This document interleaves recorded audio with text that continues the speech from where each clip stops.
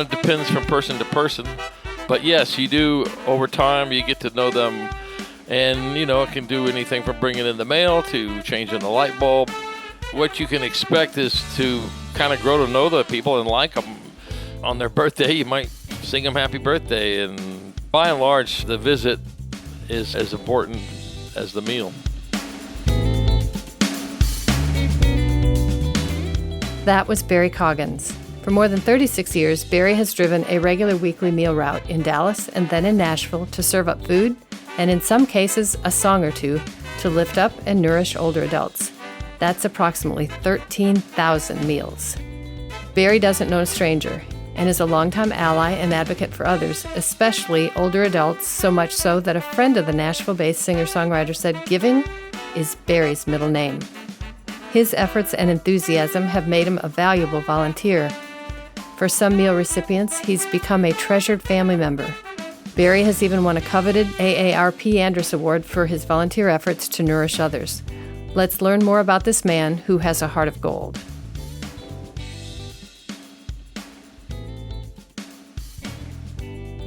I'm Sally Hussey, the CEO of 50 Forward, and we elected to launch this podcast because we know older adults have such inspiring stories and wisdom worth sharing. We have now all learned that social connections are critical to our well-being. This podcast is made possible by 50 Forward, the leading resource for adults 50 plus in Middle Tennessee who seek to live longer, more fulfilling lives. You're listening to Squeeze the Day, where we talk to extraordinary people over the age of 50 who are living their best life now. Their stories of a well-lived life are both inspiring and encouraging to all of us as we seek to navigate a meaningful and purpose-driven second chapter in our life. I'm Susan Sizemore, Communications Director for 50 Forward. So let's get started.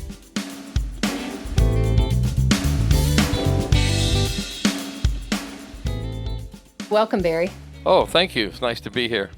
Before we jump into our interview, I want to touch on some critical statistics from Feeding America. Due to the effects of the coronavirus pandemic, more than 54 million people may experience food insecurity in 2020.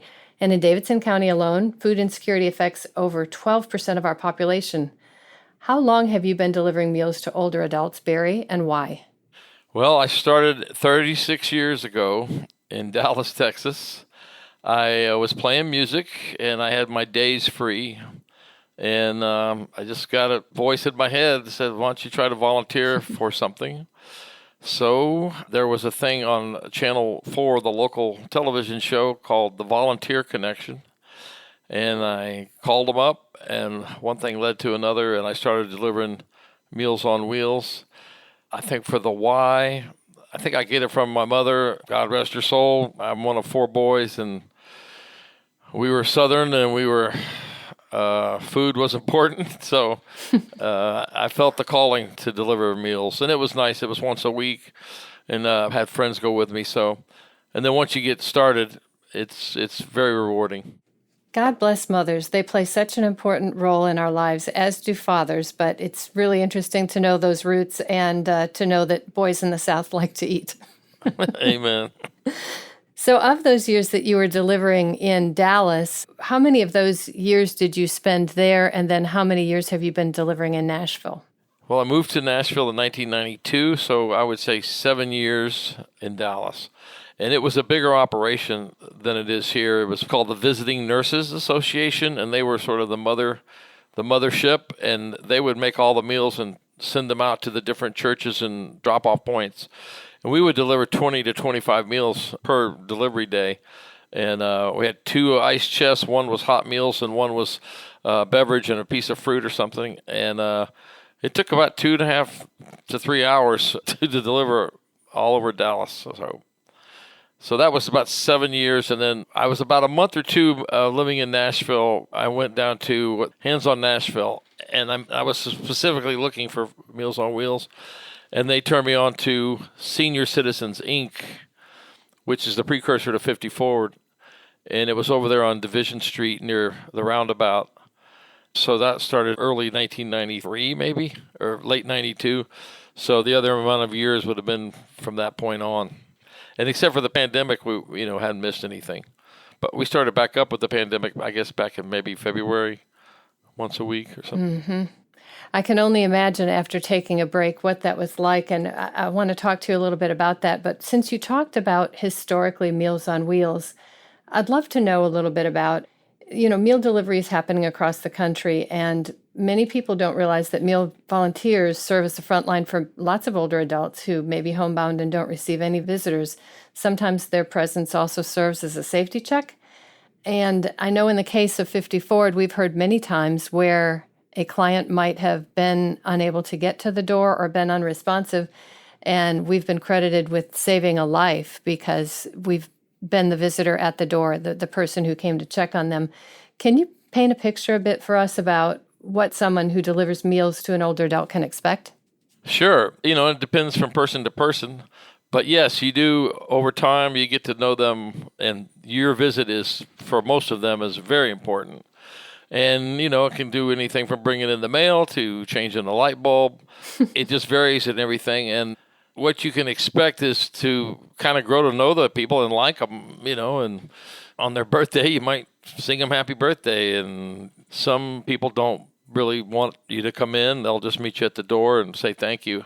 But by and large, the visit is as important as the meal, maybe more important. So as you touch on that, you conjure up images to me of not only friendship and bringing nutrition, but also providing livelihood and kind of being an extension of their family. Definitely. For some of the people that we've delivered to for over 6-7 years, definitely part of the family. And when they pass away, you go to their funeral and you get to know.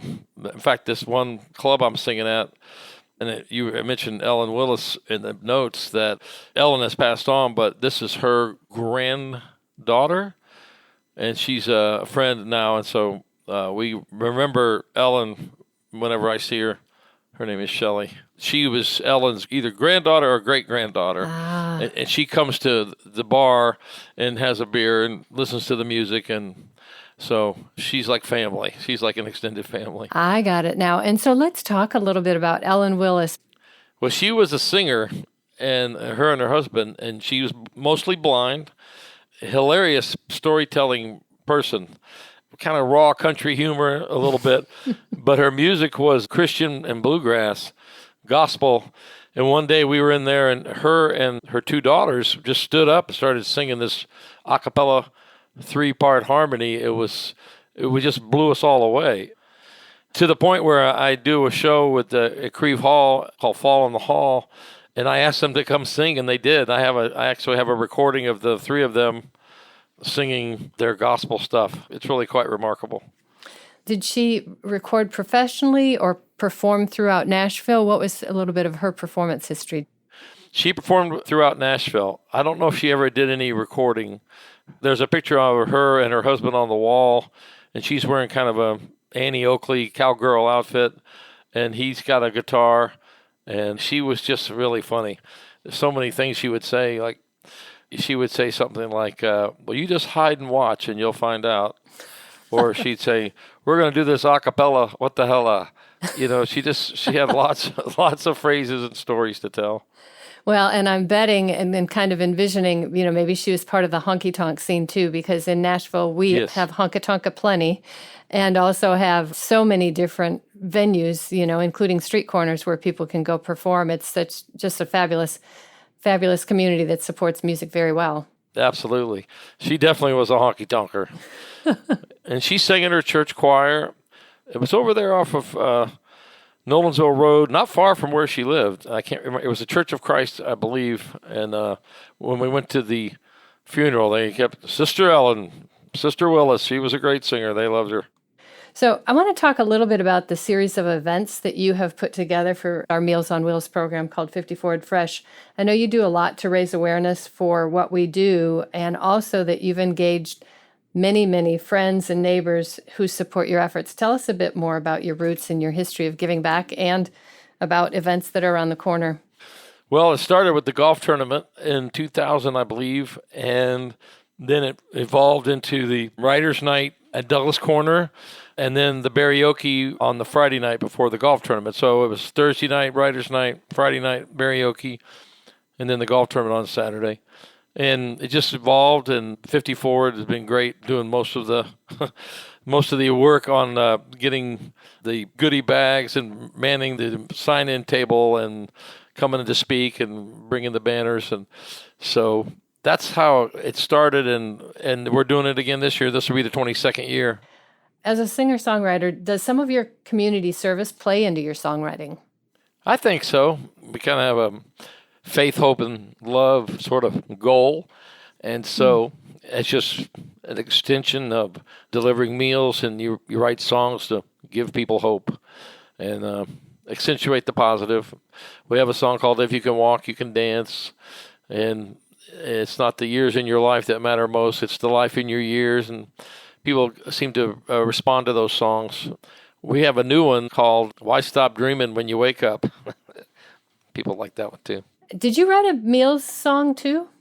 Yes, I did. And Doug Forshee helped me finish it, and I did a little video of it, and was fortunate enough to be on Ann. She was a broadcaster on Channel 2, and I sang that on her show, and then also did the video. It's got trumpets in it, and it's kind of got this meals on wheels. I was trying to create this sort of wheels turning, and they're delivered every day. Oh, yeah, to demonstrate motion in that delivery. Yeah. Well done. Thank you. Yeah, it's interesting, even as we talk about Nashville and music and community and songwriting and venues, when you mentioned Douglas Corner, there's a lot of history that continues to change, and the traditions and the things remain the same. But even as you said, Douglas Corner, my heart kind of got sad, because as a community, we've always gone there. It's been a great singer-songwriter hangout, and now it is no more. And it was iconic. Douglas Corner was iconic for sure. So I'm curious to know what else you'd tell people about volunteering. Well, I don't find myself talking about it a lot. I just sort of trying to, what's that expression? The tallest kind of preaching is a good example. So sometimes when I'm at the checkout stand at the grocery store, even though I have reusable bags, sometimes I'll get the plastic bags, and I'll tell the checker that we take these to recycle through Meals on Wheels, and somebody might be in the line and hear that. So that's one place where I kind of go ahead and say something, call attention to the program. Yeah, that's fabulous. It's wonderful. I think, when it comes to meals, there's a certain thought that only a certain group of people need to receive meals, but we really serve individuals also who are not only homebound, but some people who just need a little help, who instead of eating Twinkies and granola bars and things that really they feel like I've been sated because I've had my cheese and crackers or peanut butter and crackers, but they're really not getting well-rounded nutrition. And that's one of the benefits of any of the local meals programs is people can sign up. And if they contact us and it's not necessarily in our catch basin area, we can refer them to a partner who can help. Sure. And I would say since I started delivering here in 93, that especially in the last 5 years since it became 50 Forward Fresh, the meals are definitely healthier and more nutritious. Sure. And we work with the Nashville Food Project, and I know that they've been providing a lot of fresh produce, too, that seems to be going out with the meals these days as well. Yeah. Thanks so much, not only for being a great volunteer, but also a good ambassador. It's my pleasure to be a part of the 50 Forward program, 50 Forward Fresh. So here's a question we're asking of all of our guests. What is one piece of advice your parents, or maybe an older adult, shared with you when you were younger, and at the time you thought, that's really silly, but now that phrase rings true in your everyday life? Well, I thought about this question, and I can't think of anything that felt silly that became less silly, but I remember things that made sense then, and they became even more important. So they went from being good to better, not from being silly to good. So something my dad said was, all honest work is honorable. So that's one kind of nice, concise one. And squeeze the day is another one. Carpe diem. Carpe diem. Amen. And in calling this series Squeeze the Day, we thought it would really help people understand in some ways why every moment matters. So what is it, Barry, that you do to squeeze the day? Well, I think I just consciously make an effort to live each day and try not to go forward too fast. We have a song called "I Remember Yesterday and I Think About Tomorrow," but I'm living in the here and now. So I squeeze the day, my prayer in the morning, and a martini at night. So yeah, I try to eat well and exercise and work hard, live well. Excellent. Cheers to all of that. Yeah. Well, thanks for joining us today. What an amazing life of leadership we're witnessing from interviews and stories such as yours. We're happy to call you a family member, Barry. Oh, proud to be one. Thanks for having me. Thanks for being here. Now we challenge everyone listening to go squeeze the day.